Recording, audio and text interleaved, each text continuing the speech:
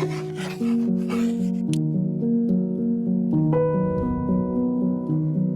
Lola. Hi.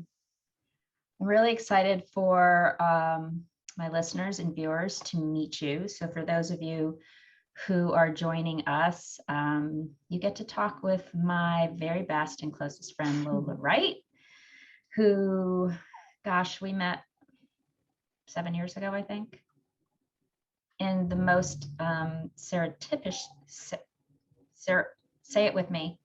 Serendipitous? Okay, Or what? serendipitous. Wait. I don't know. What are you?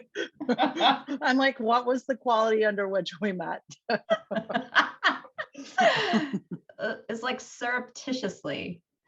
Is that Like even we're a word? serpents? Well, there you go, folks. Welcome to our conversation. I have no idea what I'm trying to say. I want you to meet Lola. We laugh a lot together.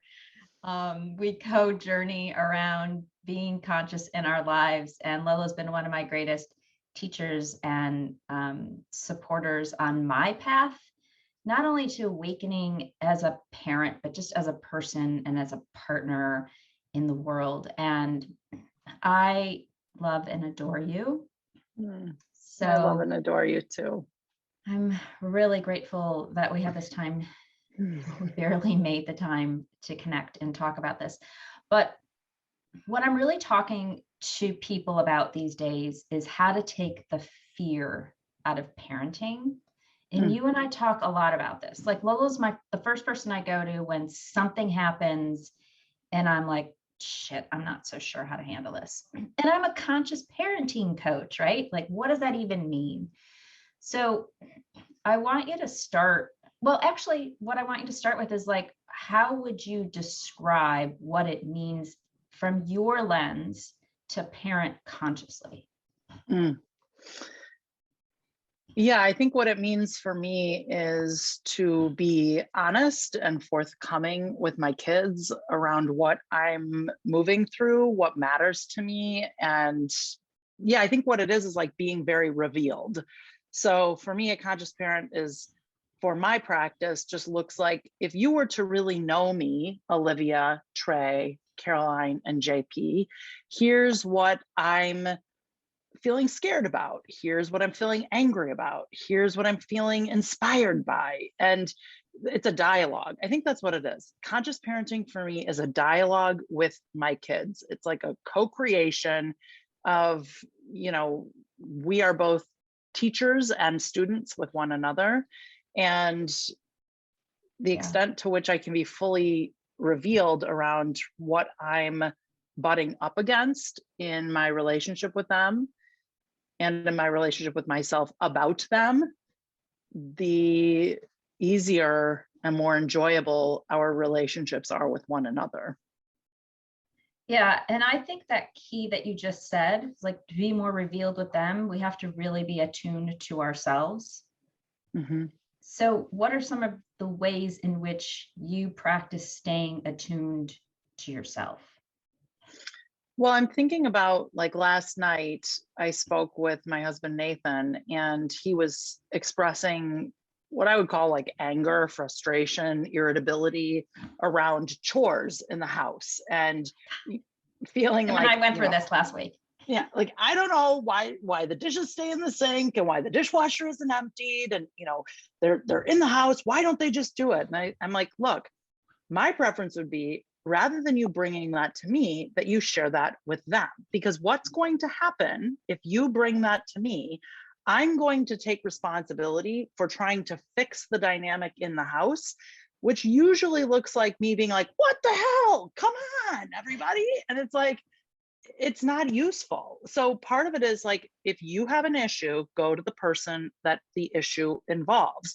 I have a big mama bear energy. And so I am like the pretty obvious catalyst to orchestrate the whole family system, the house and the relationships.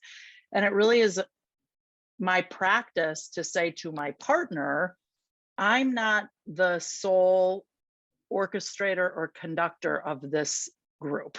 Like, you got to go talk to them and then see what comes up in that conversation.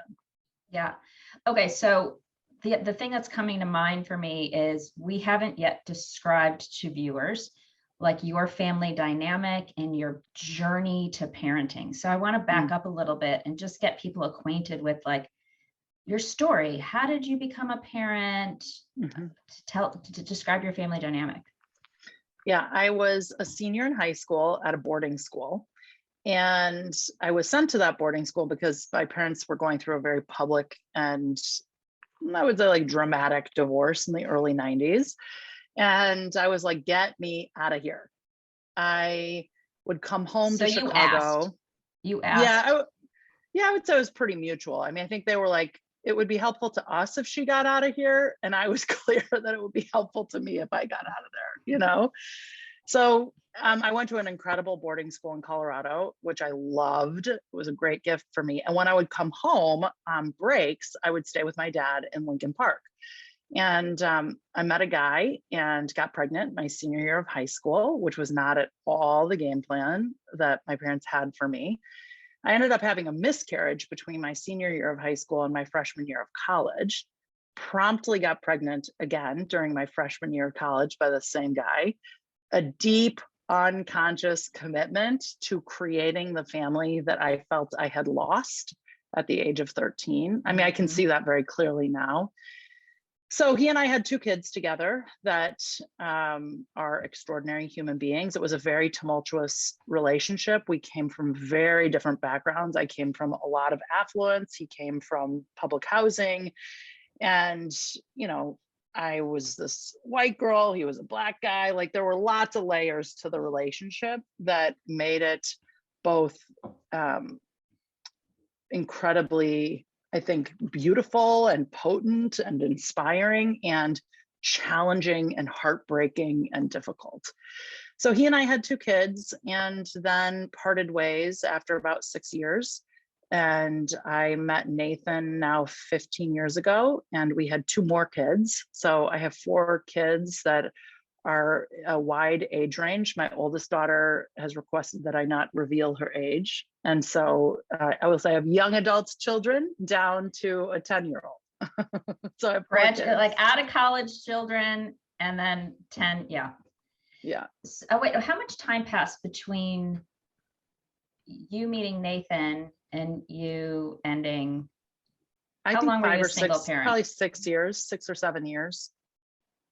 So Yeah. it was 2000 and my son was, I think, 6 months old at the time when I left their father, or, you know, it was pretty mutual, but it was pretty explosive. And then Nathan and I met 7 years later. Yeah. So you were a single parent for 7 years, parenting these As a two. baby, I was a baby because I was 18 when I got pregnant. So I was like a 21-year-old single parent of two little kids. Yeah. Like pause for those of you listening in and watching, like think about that right now. Think about those of you who are raising young adults, like you're not plugging along high school, you're like planning things like soccer, get a summer job, apply for college, bam, your kid's pregnant. Like Mm-hmm. how did your parents respond in the midst of all that? Because Yeah. you were raised in an affluent home, upper middle class, northern suburb of Chicago, Mm-hmm. like pretty white bread. Yeah. Yeah, I oftentimes say, you know, I could write a book titled like From Boarding School to Welfare and Then What, you know? So let's see, my dad wrote, I think it was like a 7-page letter on yellow legal paper and, you know, sort of articulating his disappointment and his worry, his concern, and his clear request that I have an abortion. Otherwise, I would lose all financial support from this point forward. So that was like sort of those were the headlines of that letter. My mom, whom I had a pretty challenging relationship up to that point, you know, she had left my dad when I was 13. She was having an affair with a woman in the neighboring town of Winnetka. Like that was big drama. It's like made for TV. Oh my gosh. And I was just, you know, and yeah, so she and I had a, you know, a tense relationship. And she showed up incredibly powerfully. I think she saw like, this is, my daughter needs me. And, you know, my mom had been an African-American studies major in college in the 60s and was pretty tuned in to progressive movements. And so I think now she sees her 18-year-old daughter is pregnant and is having a biracial child. And, you know, so she just felt deeply committed to supporting me at that point. And it really, I think it really transformed our relationship in a lot of ways. Yeah, but it took a lot of courage for you. So like we're talking about like taking the fear out of parenting, right? Mm-hmm. And here you are 18, you have this broken family system at that time in your life. You're in this biracial relationship. You're 18. Like Mm-hmm. I have an 18-year-old. She's like, how do I put gas in the car? Kind of a thing, Mm-hmm. you know, like she's figured that one out. But, and now here you are. First of all, I don't think I ever remember you telling me you had a miscarriage and then Mm-hmm. got pregnant. So I'm curious about that piece. Like, oh boy, like what happened between the miscarriage and getting pregnant? Yeah. And I see that you name now, like you this deep unconscious commitment to reclaim a family that you lost, right? Mm-hmm. Like we see that in retrospect, but your dad tells you you're done. You're 18, you're pregnant. What was in you that you kept forging forward? Like, yes, I'm going to do this anyway. I have no support. I'm not through college. What was going on up there? Well, I mean, I have a very distinct memory of one of my mom's very good friends calling me to persuade me to give this child up for adoption. And, you know, one of the things she said to me was like, well, if you don't, in a few years, you're probably going to be calling me and my husband and these friends and those friends of your parents. You're going to be asking for money, and that's not going to be good. And in that, I literally remember the apartment I was living in, the place that I was standing, and in my body, I literally said, I will never ask anyone for help ever. And it was like the fact that, you know, at that point, I was like, the fact that that would be the assumption upon which she would operate, that like I should not move forward with this pregnancy because it would become a burden to my parents' network of friends was so crazy to me. And I think at that time they were just sort of grasping at straws, trying to figure out how they could interrupt this future. And I was just very clear, I'm not having an abortion. I'm not giving this child up for adoption. And not because I had a moral judgment against either of those things. It just in my soul was clear to me that's not what's to happen. And, you know, I really That do was think clear to you at that yes. stage of your life. Yes, that was very, very clear to me. Something in my body said, you're here for this, you know, like I really think I had so much energy. I mean, I have a lot of energy just as a general human being. Yes, and she I does. think and I think it was like I knew I had a lot of energy and I knew it wasn't being focused in a direction that was particularly inspiring to me. And I felt pretty lost. Like my parents were pretty into what they were up to and sort of recreating their own lives. And I just was sort of like, well, I guess I got this. And I'm going to focus all my energy into this. Oh, and by the way, I love a challenge. So you just challenged me. Watch me prove you wrong. I will succeed, and it will be with very little support and help from anyone. And then I basically constructed a pretty significant identity on succeeding with very little support. And that meant that I went through a lot of really, really heartbreaking, scary experiences without many people knowing. Yeah, this is so interesting. You and I have talked about this a bunch of times. So for those of you watching, like this isn't news to me, but there are nuances that like depth of listening that I'm hearing new things arising. Like this persona that you developed around like, I do not like, she triggered that one and you woke that one up. And that one was going to persevere no matter what. And now I can see the ways in which that supported you and the ways in which it held you simultaneously back. Totally. So it's interesting. I kind of want to pull on that thread a little bit and talk a little bit about that, because so for those of you who are watching in, like, we're talking about the difference between, we're talking about like personal empowerment on the parenting journey. Like, how does becoming a parent awaken you to your power? How does it help you step into places of trust versus fear? Like, how does it teach you to surrender versus control? All of those things. And there's nothing more, in my opinion, that teases that out of us than parenting, right? Because our kids are like mirrors, and they're reflecting us back to ourselves over and over, minute by minute, moment by moment, every day, all day long. And so now Olivia arrives in you. Ooh, I hope I can say her name. I hope that's okay with her. Yeah. She arrives, she's growing inside you. She wakes up this knowing in you, like, nothing about this makes any sense from the outside world. You know, on paper, this looks bad. Yet there's a longing in me saying, I don't know, yes. And then there, inside of that yes, is like the seed of trust. Like, I don't know why I'm saying yes. It doesn't make sense. Everyone is against my yes, but I'm moving forward anyway. So there's that like fearless part of you. And I just want to point out to this idea of like, this is what we're talking about when we're talking about trust, that even when it doesn't look like a good plan, we don't actually know how it's in service of our greater aliveness, our greater awakening. Yes. And so I think this war that it woke up inside you, like, I am not going to ask for any help, coupled with the part of you that, yeah, like sometimes we need to be supported, and being able to make that, to discern the difference between those two.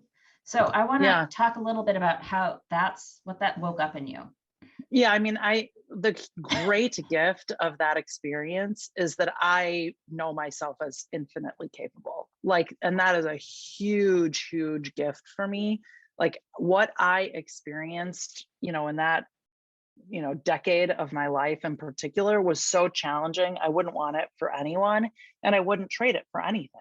Like, I became someone who is incredibly resilient, who is incredibly self-confident, who is incredibly scrappy in terms of my ability to navigate systems and structures. And, you know, I'm grateful for all of that. It really created a sense of self that has served me very, very deeply. Do you think you became that, or that woke that up, that was already in you and it woke that up in you? Yeah, I mean, I think it lives in all, like, the truth of who we are as extraordinary and powerful and resilient, as capable, as creative, that does live in all of us. And prior to that, I had a very, very comfortable existence. Like, you know, I mean, I just I hadn't met a ton of like hard knocks, so to speak, you know. And I did that, definitely. And I can also see completely how that experience was required for me to do the work that I do in the world today. Like, I oftentimes say I am as comfortable talking to a teenage mom on a street corner at 2:00 in the morning with her baby in a stroller as I am talking to the CEO of a Fortune 500 company. And that's true in large part because I've lived that vast experience. And given the work that I do in the world, being able to deeply connect with a wide spectrum of humanity is really important to me. And so now it all makes perfect sense. And I'm grateful for it. Yeah. And how do you think it's shaped who your children have become in the world? Like, I'm hearing myself think this thought. I'm hearing myself think, Lola learned at 18 that she can become and do anything, that she's powerful enough to rise to any occasion. And as a result of knowing that about herself, she then now knows that's possible for her kids. And so eye makeup that empowers you to empower them in ways that you might not otherwise have done so? Yeah, I mean, I think that they have two parents, their dad and me. I mean, he, the obstacles that he experienced as, a Black man in the city of Chicago in the 80s and 90s, like unconscionable, growing up in public housing, like the fact that he has created the life that he has today to a large extent is pretty miraculous. So I think that they have two different and very strong models of what's possible. And I think they also have an incredible amount of respect for the life that they enjoy today and what it took to get to this point, because they remember very distinctly the scrappier years in their childhood, and certainly my oldest even more than her brother. And so I think that they just have like a ton of respect for, like, wow, this woman did not horse around. Like, she got after it. And like, I think they just know they don't have a lot of wiggle room to like not honor who they are and what they're here to contribute, because a lot was poured into them to be who they are today, So I think that there's a lot of reverence that they have Yeah, but for how did they me. develop that reverence? Like, so for those of you who are listening in, Lola's a reverend. She's a spiritual teacher. And like but who you are today wasn't who you were 20 years ago. No. You were a banker 20 years ago, working in real estate. You weren't, on your spiritual path. So early in those days, you were just sort of plugging along, paying the bills. So how did Well, you I was on a bridge that? spiritual path. I was very much on a spiritual path, because what I knew at 18 was like, this life is hard and there's got to be another way to do this. So I would voraciously read and like basically try to crack the code on the universe. That was sort of the game. I was like, this can't be it. Like, this You were always life seeking.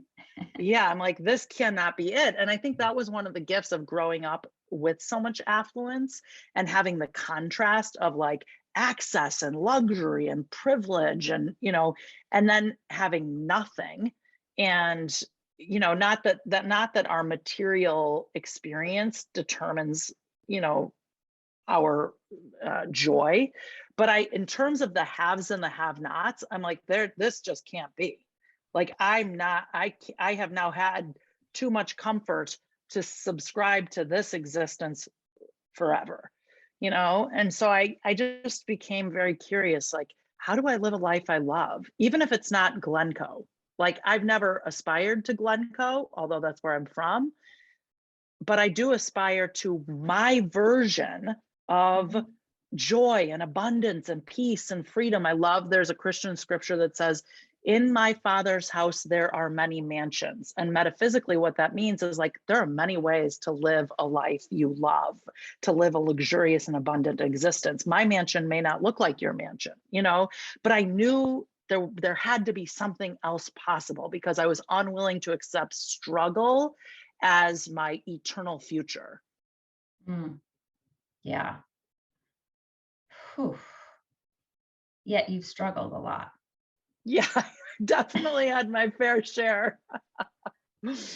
Yeah. I sit with that. I'm like, and there's been a fair amount of struggle.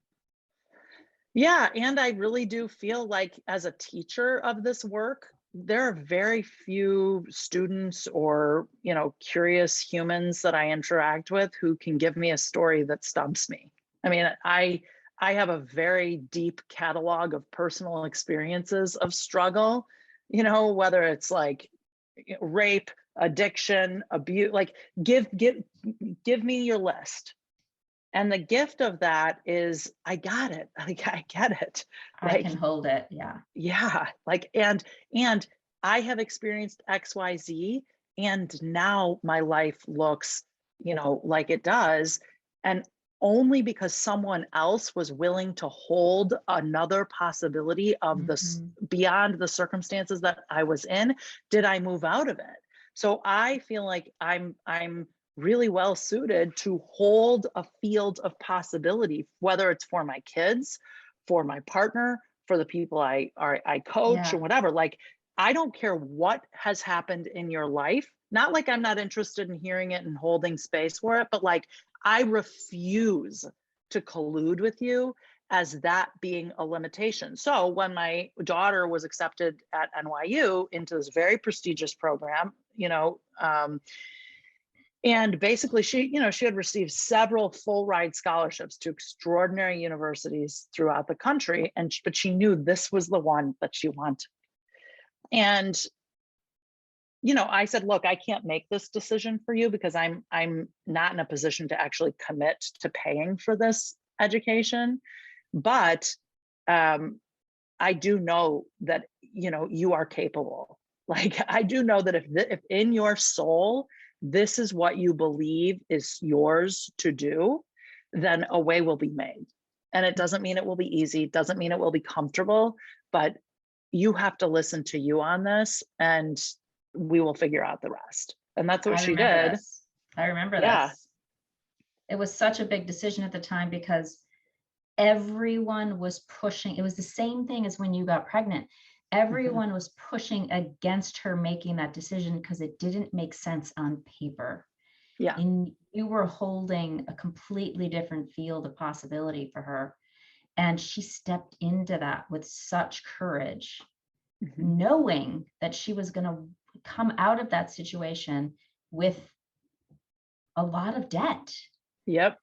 But what I really loved about the way you parented both of your older kids around their college experience was it wasn't like a one size fits all. Like there was a very different formula for Trey's journey Mhm. than Olivia's journey. And it speaks to the importance of parenting from that place of trust and presence, like Mhm. really trusting um, all that's happening is completely for you and for your Mhm. growth and for your highest and best. And what I've seen in both of them is like relative ease moving through that process. And if you're someone who's listening in and you have young adult children who are navigating college or about to navigate college, or even if they're like 10, and I know you're already thinking about college because you've got them in like 22 programs and they're studying for the ACT every other Sunday with a tutor, like, because that is our control plan for securing ourselves. Like we want to feel comfortable that we're doing the right things to set them on the right path Mhm. so that they have success so we can rest easy. And Mhm. Lola, that's not what you did with either Olivia or Trey. And both of their paths look really, really differently. Yeah, I mean, I think again, the gift of growing up in Glencoe was I saw enough behind the curtain of affluence and perceived success that I was completely unimpressed by it. Like, I just was like, yeah, I've lived that life. It's not all it's cracked up to being. And I just am not buying into the delusion that that's what success looks like. So that's sort of a baseline.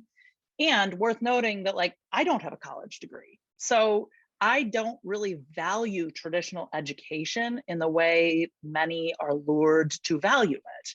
Like, I just think there are an infinite number of ways to learn. And quite frankly, I have worked with extraordinarily well educated people that are fairly useless when it comes to functioning. So to me, it's like you having a degree means absolutely nothing. Yeah. Like, so it's just that's just my general perspective. So that now what's also true is that my kids are mixed race Black, and their fathers, they were first generation college. My daughter's a first generation college graduate. Yeah. So I'm also not naive around the importance and the value as a Black woman in American society having a degree from NYU. Like that, there is value for her in that. Mhm. But it's also not the truth of who she is. And so it really was very much listening for like, what is she needing and wanting? What is she desiring? And that was a right fit for her. My son, as you pointed out, like he also is pretty underwhelmed by the United States educational system. And he also is like very self-confident. And so his feeling was like, everything that I'm actually interested in learning, I can literally do through YouTube. And you don't seem, Mom, to have a robust college savings plan in place for me. So if I'm going to do this thing, it basically means I'm going to end college with a fat bill that I'm going to have to accept a job that I may not be really thrilled and inspired by to pay off. Like, why would I do that?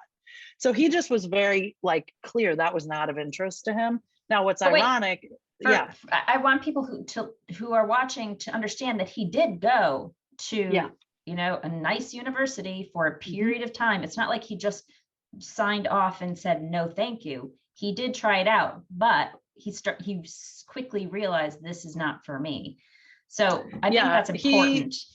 no, it's a good point. He finished his freshman year of college at University of Illinois at Champaign-Urbana, and it just was like, everything I'm learning here is theoretical, and I'm not interested in another 4 years of theoretical learning. It just wasn't a right fit for him. And so he, basically moved into an apartment with his sister in New York because one of her roommates moved out.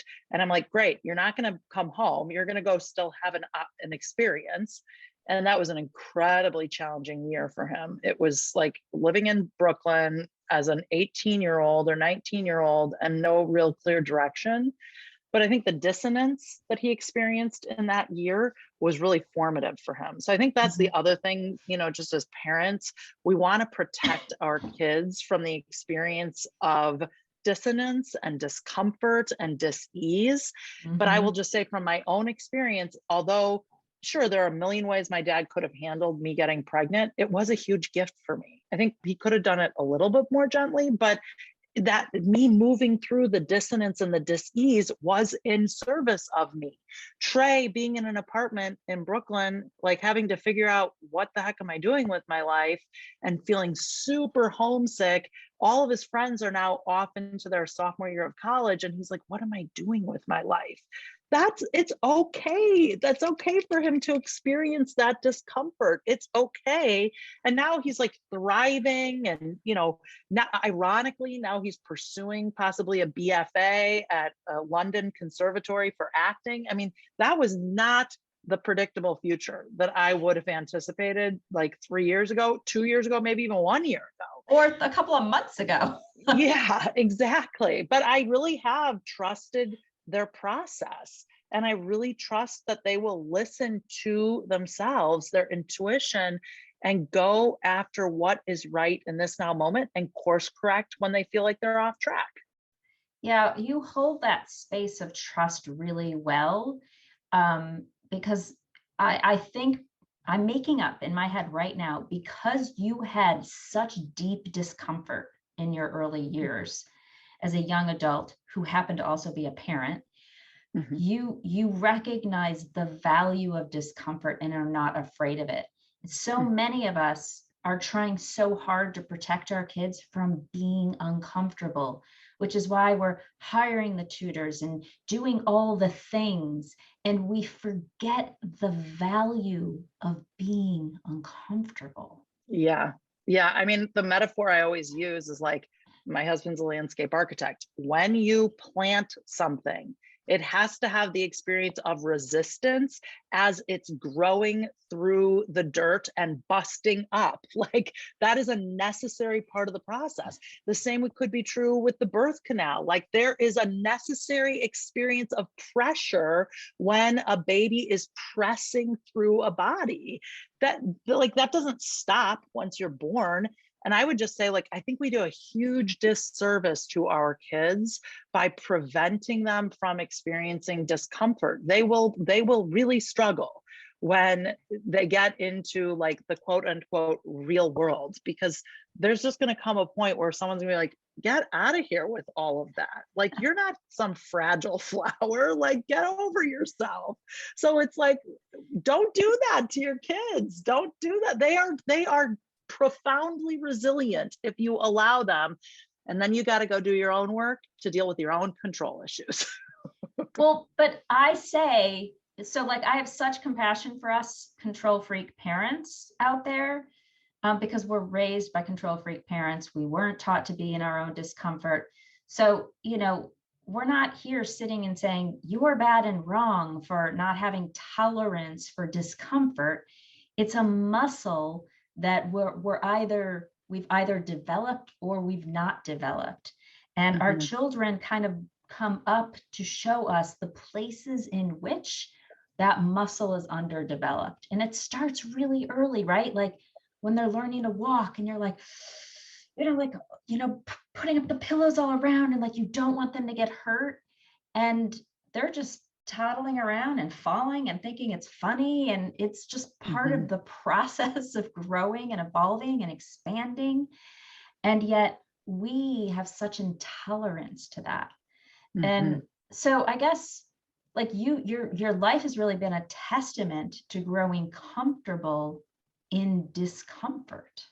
Yeah, I will say, like, just in the spirit of being honest, I have a 10-year-old son who has had a very different childhood than his older siblings, and he has a very low threshold for discomfort.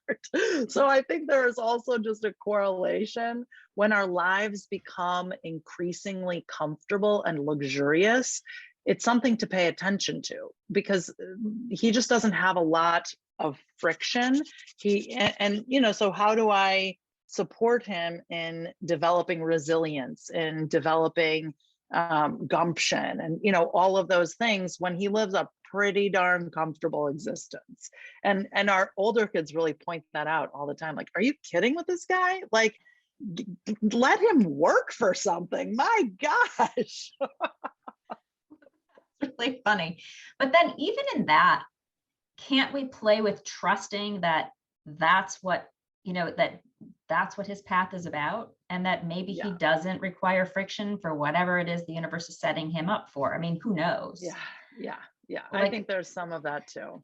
Yeah. All of it. But yeah. Okay, so talk about second set family, Nathan, Caroline, JP, and like, you just kind of pointed to the difference now. Yeah. And one of the things, yeah. wait, I just want to say one more thing. One of the things that I really love and appreciate about the family that you guys have created is how much love there is amongst the siblings. Yeah. Like, with the differences in age, race, way they were raised, like, there could be resentment, there could be envy, there could be that. And yet none of that exists, or at least from my perspective. Yeah. So I have 2 kids over the age of 20, and then I have 2 kids that are, one that is 13 and one that is 10. And when my oldest daughter was getting ready to go to Oak Park and River Forest High School, I suggested to her that she look at the boarding school that I went to for high school. And I had the thought, like, maybe she can get a great scholarship. This could be an incredible experience for her. And at the time, I was pregnant with JP, I think, my youngest. And she was very clear, if I leave for high school and then go off to college, I will never have a relationship with this child. And I am unwilling to have that experience. Wow. I mean, she had that perspective at 12 or 13. Wow. And so it was just clear that she was committed to those relationships. I would say my 21-year-old son looks at his 13-year-old sister and largely just sees like a superhero. I mean, he what he sees in her is so affirming for her, and it's such a gift. I mean, I can really see the value of like intergenerational households, because to some extent we have that. Nathan and I are incredibly supported in our parenting by Olivia and Trey, the older 2. And it's a huge gift for everybody. I think it keeps Olivia and Trey innocent.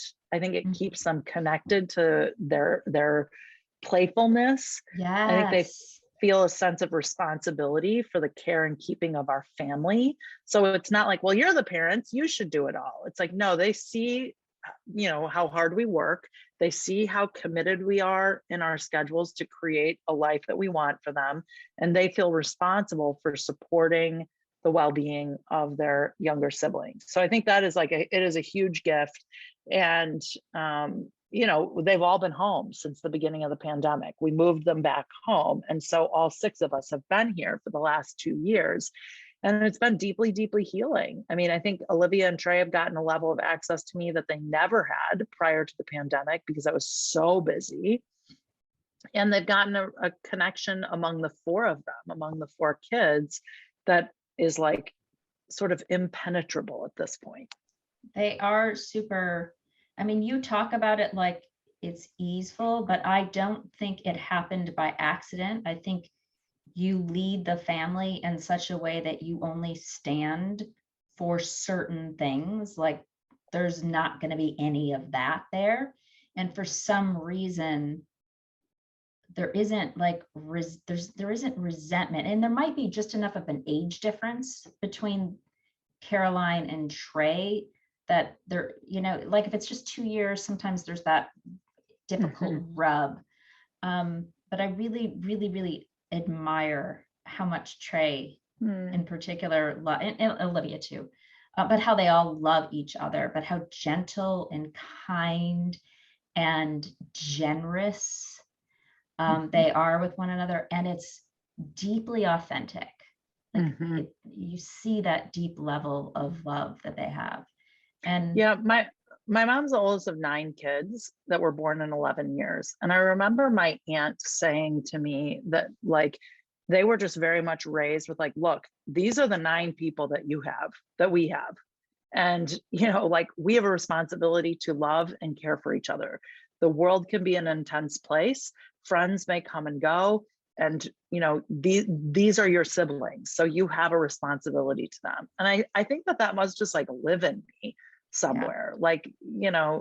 And I've expanded my idea of what family means beyond blood family for sure. But I do think that they have a responsibility to care for their siblings and vice versa. And yeah, I feel very, very grateful for that. And I think you're right. I have a pretty low tolerance for crummy behavior. Yeah, you don't stand for it. No. So take us a little bit full circle, because here you are now 20 some odd years out, with having successfully raised these brilliant beings that you insisted on bringing into the world against all odds, creating this new family. And you were essentially, correct me if I'm wrong, but you were essentially abandoned by your nuclear, your family early on when you became pregnant. But those bridges weren't necessarily burned. You guys are now, a fully formed family. Your kids have relationships with your parents. There's love there in whatever form that it's now taken. Take us a little bit along that journey, how you got to that place, how you forgave and opened your heart back up. Yeah, I mean, I think my dad saw this newborn baby and was fell in love with her instantly. And so he had a pretty quick turnaround in terms of his affinity for her. Now, there are many other dynamics in the family relationship that have my relationship with my dad feel very tense. And I oftentimes say he is my greatest practice partner in compassion, acceptance. He is who he is. He's not changing. And the more I can allow myself to feel the heartbreak and the loss, I was very, very close with my dad from, birth to 13. And then my mom left him and he felt betrayed by that. I got pregnant. He felt betrayed by that. And he's never fully been able to recover, I think, from those 2 things. Open his and heart so, back up. Yeah. And so, it's, I miss the dad that I knew as a little girl. And so much of my adulthood has been feeling the heartbreak for the fantasy that I lost, and accepting him as he is. My brother and I aren't allowed in his home. He's remarried and she's not interested in a relationship with us.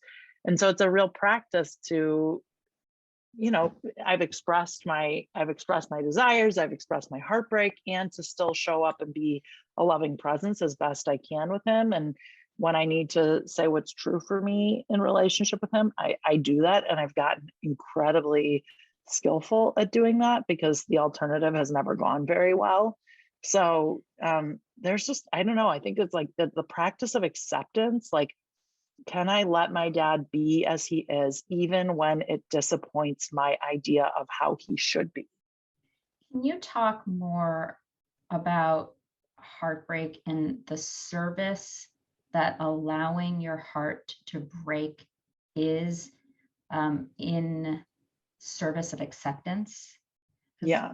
I think this is a big deal. And I want you guys, if you've gotten distracted, you're listening in the car, you're doing 10 other things, I want you to pause here and really take this in, because I believe that this is where we get tripped up the most.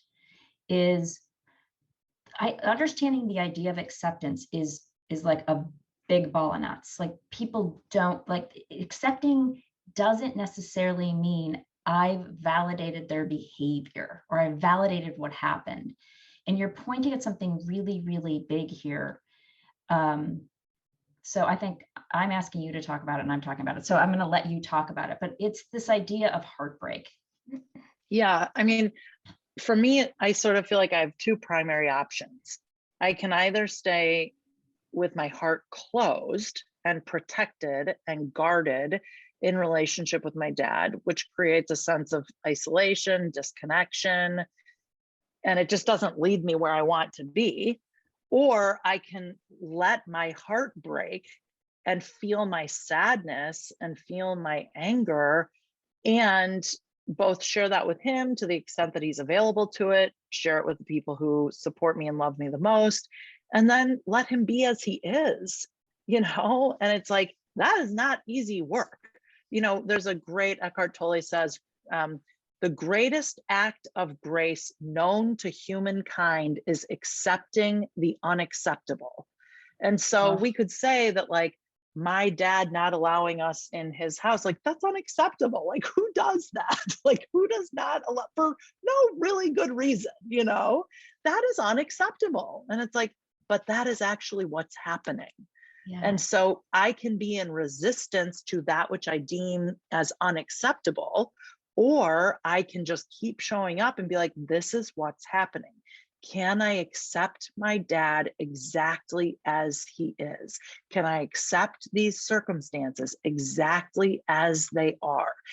I mean, resisting what is just a huge recipe for suffering. And that doesn't mean then that you don't feel the related feelings that come with that experience. Yes. Well, so I was working with a client today who's navigating acceptance around a relationship in her life, and we were talking about this. And what I said to her is, like, the act of resistance is the protective measure our ego puts in place to keep us from feeling the heartbreak. And we think we're protecting ourselves from feeling whatever it is we don't want to feel, but then we're just creating more suffering on top of it. And so what you pointed out was, like, it is not easy to feel our heartbreak. That is not an easy thing to do. No.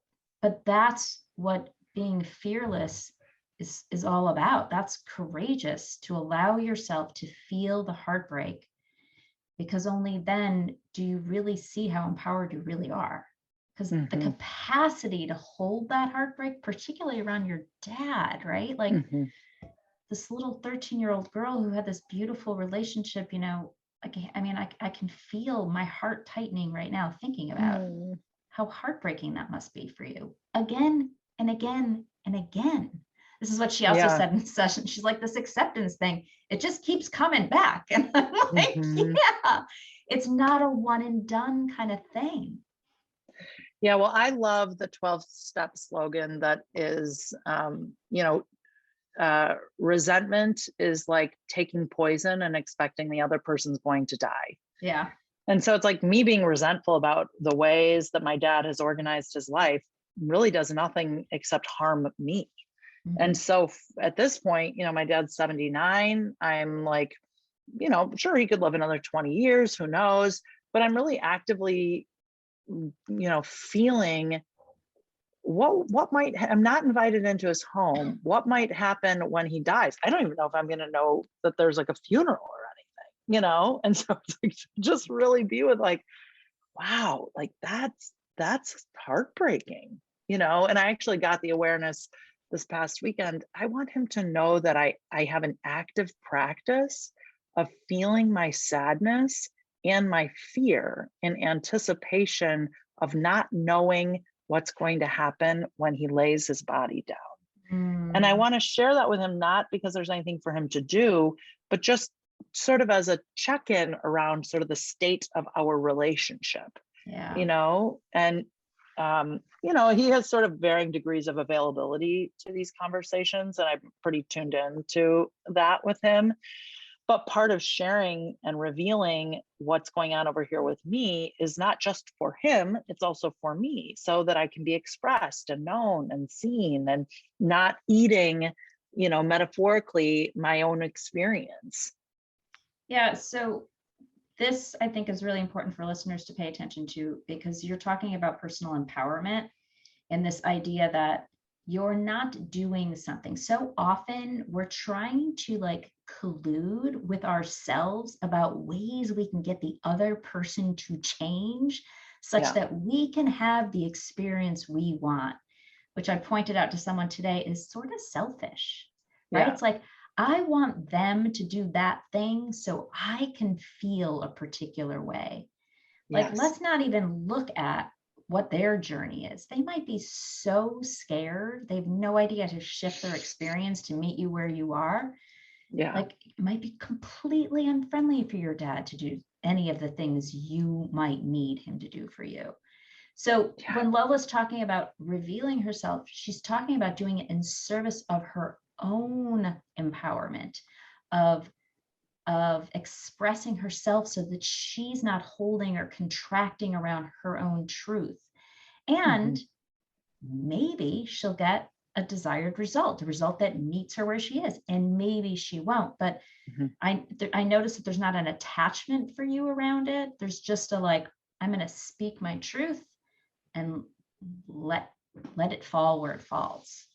Yeah. And I used to do that in a way where I'd sort of put a little dig in there, that'd be like my own little righteousness around like, it's like really obvious, right? That like, it's absurd that we can't come to your house, right, Dad? I mean, we can agree on that, can we not?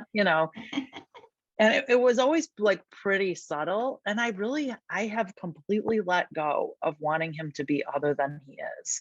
Like, I mean, I used to sort of be like, wow, his wife is just terrible. And it's like, no, my dad has created his life the way he wants it to be, consciously and unconsciously.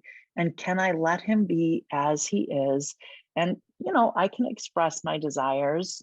I recently invited him over for dinner, and like, he's the busiest 79-year-old semi-retired man living in Hinsdale. I mean, like, I don't know what you are always so booked with. And so, it's like, he's like, oh, I need a lot more notice than 2 weeks. And I'm like, okay, well, I said, next year, same time. Yeah.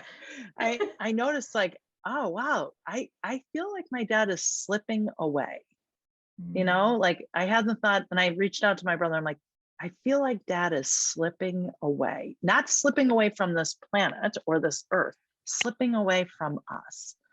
And so I sent him an email and I said, hey, Dad, I just want you to know that I'm having the thought that you want to see us less and less. And I'm curious if that feels true for you at all. And it was like just very benign. And it was a very gentle email. And it was just like, it just feels like that could be true. And I wonder if you notice that.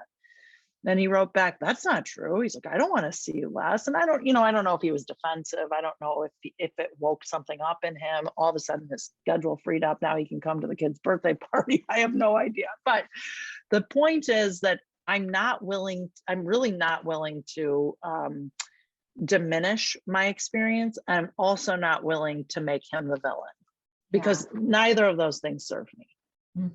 Yeah. And they also don't serve your entire family system, No. right? So, and the main thing I kind of want to point out here is ultimately they don't serve you and your freedom. No. Because acceptance of the unacceptable. Yes, is really the key to our freedom. Yeah. As parents, as children of parents, as siblings, as aunts and uncles, and like people in family systems, our families are here, I am sure of it, to wake us up to our highest and best selves. They are here to trigger us, and they are here to test us so that we can open ourselves to the greatest capacity of love there is. And Lola, I think that is something you have demonstrated over and over again, and on your, path through parenting, through daughtering, through sistering, through mothering, through wifing, all the ways. So thank you for being my partner in practicing. Yeah, I love you so much. And I really admire your commitment and your courage and your willingness to make these conversations be available for people. I think it is a huge gift to have this level of authenticity and sharing around some pretty basic things that we're doing on an everyday basis that aren't always very glamorous, Like this parenting journey is not easy. And you started this conversation just talking about like you and Nathan in the dishes, which can seem rather benign, but even in that moment, I could see how you were orchestrating everyone's own empowerment. And for those of you who are listening in, like this is where our children and our family systems learn to practice being empowered. 100%. I mean, I led a spiritual community for many, many years. And I would say to people all the time, like, we have no business talking about world peace when we're like getting irritated with one another, trying to get to our seat in this theater. Like, why are we talking about major global issues when we don't have like the real basics figured out? So let's practice here. And then let's see if we can expand those into more significant application. So yeah, it's as much about the dishes as anything from my perspective. Yeah, I think that's such a good point. I grew up in a Catholic church, and that the joke is always like everyone would be all peaceful in church, and you walk out and people are like giving each other the middle finger in the parking lot because you like blocked my car. And so this is about practicing in the moment. And it isn't about the war in Ukraine, it's about the war in here. And the only place that I think we can really practice is in our family systems, and we take what we learn out into the world. Yes. I know you've raised brilliant, beautiful beings that I love watching evolve into the world. And I love parenting with you and playing with you. Thanks for being here today. Yeah, I love you so much. Thank you for having me. Tell people where to find you and how they might want to engage with you. Check me out at lolawright.com. I love connecting on social media. You can find me there at Lola P. Wright. And I have a membership community that gathers weekly online called Our Circle. So you can check that out on my website also. It's an amazing, powerful circle. So you definitely want to check that out. Thank you, my friend. I love ya. Love you too. Bye. Bye.